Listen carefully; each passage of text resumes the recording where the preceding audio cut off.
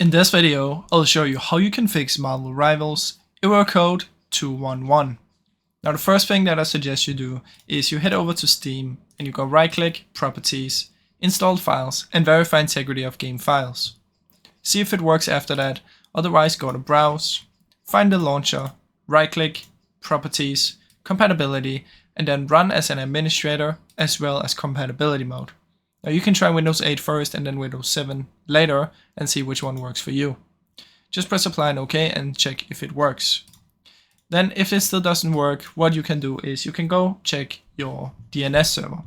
So come here and search for View Network Connections, right click on it, go to Properties, version 4, double click, use the following DNS.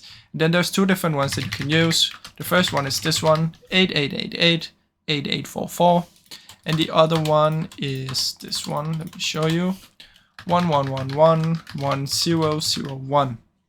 After that, press OK, and you should just try both of them and see if it fixes it for you. Now, if this still doesn't work, what you can do is search for CMD, right click and run as an administrator. In here, type ipconfig space /flush DNS, then type net sh space winsock space reset. After that, you want to come here and search for network reset. Open it, reset now, and your PC should restart.